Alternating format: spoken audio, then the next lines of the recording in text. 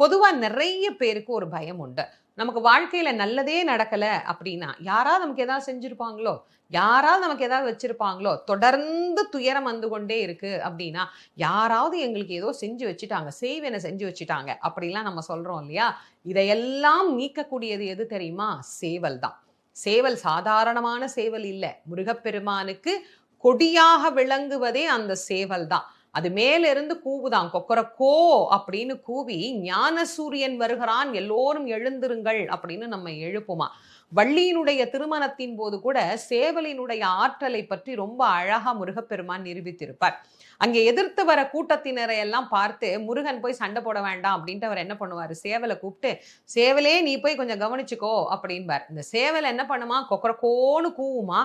எதிர்த்து வந்த வேடர்கள் எல்லாம் மாண்டு போவார்கள் அப்படின்னு நமக்கு பேசுகிறது சேவலினுடைய ஆற்றலை பற்றி. அப்ப சேவல் என்பது எவ்வளவு வலிமை படைத்தது அப்படிங்கிறது தெரியுதுல்ல. அதனால இந்த சேவல் விருத்தத்தை பாராயணம் பண்ணினோம்னா, பில்லி, சூனியம், ஏவல், செய்வினை, எதிராளிகள் நமக்கு வைக்கக்கூடிய எந்த வகையான மாந்திரீக பிரச்சனைகளாக இருந்தாலும், அல்லது நம் மீது ஏற்படக்கூடிய திருஷ்டி, சில பேர் நம்ம மேல வைக்கக்கூடிய கண்ணு, இந்த மாதிரி பல விஷயங்களையும் போக்கி வாழ்க்கையில மகிழ்ச்சியையும் வெற்றியையும் பெற்றுத்தரக்கூடியதாக இந்த சேவல் விருத்தம் அப்படிங்கிறது அமைந்திருக்கிறது. சேவல் விருத்தம் படிச்சா பய உணர்வே இருக்காது. சேவல் வெற்றியின் தன்மை படைத்தது.